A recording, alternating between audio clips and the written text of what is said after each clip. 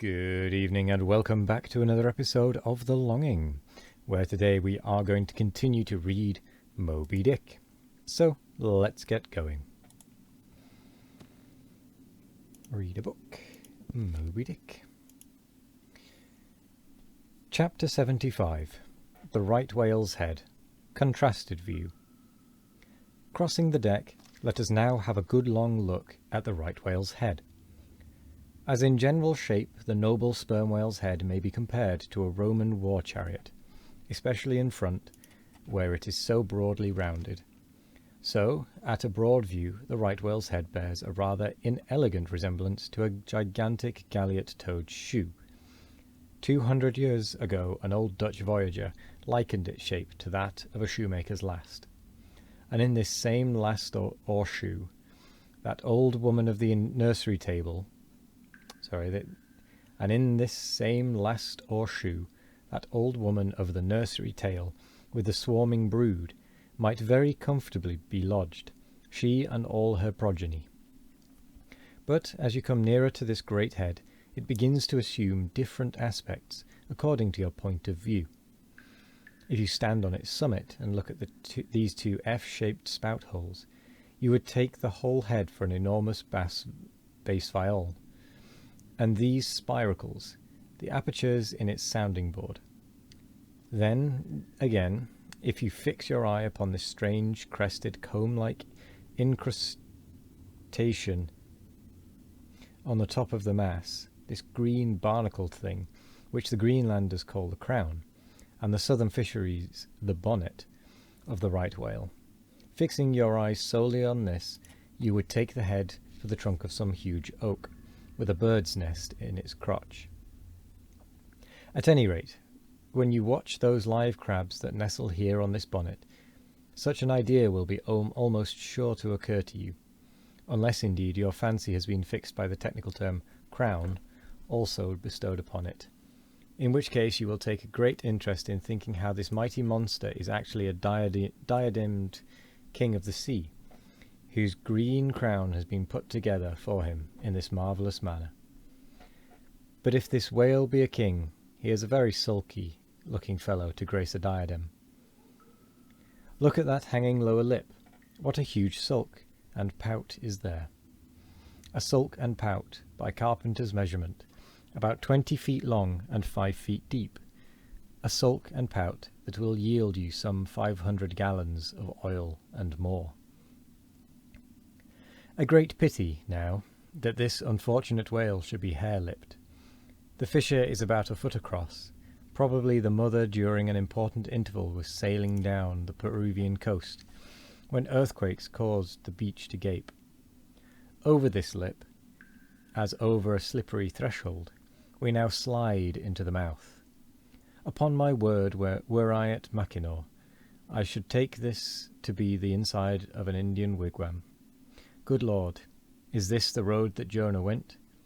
The roof is about 12 feet high and runs to a pretty sharp angle, as if there were a regular ridgepole there, while these ribbed, arched, hairy sides present us with those wondrous half-vertical, scimitar-shaped slats of whalebone, say 300 on a side, which, depending from the upper part of the head or crown bone, form those Venetian blinds which have elsewhere been curiously mentioned. The edges of these bones are fringed with hairy fibres, through which the right whale strains the water, and in whose intricacies he retains the small fish. When open-mouthed he goes through the seas of Brit in feeding time. In the central blinds of bone, as they stand in their natural order, there are certain curious marks, curves, hollows, and ridges, whereby some whalemen calculate the creature's age, as the age of an oak by its circular rings. Though the certainty of this criterion is far from demonstrable, yet it has the savour of analogical probability. At any rate, if we yield to it, we must grant a far greater age to the right whale than at first glance will seem reasonable. In old times there seem to have prevailed the most curious fancies concerning these blinds. One voyager in Purchas calls them the wondrous whiskers inside of the whale's mouth. This reminds us that the right whale really has a sort of whisker, or rather a moustache, consisting of a few scattered white hairs on the upper part of the outer end of the lower jaw. Sometimes these tufts impart a rather brigandish expression to his otherwise solemn countenance. Another, Hog's bristles. A third, old gentleman in Hakluyt, uses the following elegant language. There are about 250 fins growing on each side of his upper chop, which arch over his tongue on each side of his mouth. Oh, that should have been read with a little bit. Sometimes these tufts impart a rather brigandish expression to his otherwise solemn countenance. Pretend that didn't happen. As everyone knows, these same hogs, bristles, fins, whiskers, blinds, or whatever you please, furnish to the ladies their busks and other stiffening contrivances. But in this particular, the demand has long been on the decline. It was in Queen Anne's time that the bone was in its glory, the farthingale being then all the fashion. And as those ancient dames moved about gaily, though in the jaws of the whale, as you may say, even so in a shower with the like thoughtlessness, do we nowadays fly under the same jaws for protection, the umbrella being a tent spread over the same bone. But now forget all about blinds and whiskers for a moment, and, standing in the right whale's mouth, look around you afresh. Seeing all these colonnades of bone so methodically ranged about, would you not think you were inside of the great Haarlem organ, and gazing upon its 1,000 pipes? For a carpet to the organ we have a rug of the softest Turkey, the tongue, which is glued, as it were, to the floor of the mouth. It is very fat and tender, and apt to tear in pieces in hoisting it on deck. This particular tongue now before us, at a passing glance I should say it was a 6-barreler. That is, it will yield you about that amount of oil. Ere this you must have plainly seen the truth of what I started with, that the sperm whale and the right whale have almost entirely different heads. To sum up then, in the right whales there is no great well of sperm, no ivory teeth at all, no long slender mandible of a lower jaw, like the sperm whales. Nor in the sperm whale are there any of those blinds of bone, no huge lower lip, and scarcely anything of a tongue. Again, the right whale has 2 external spout holes, the sperm whale only 1.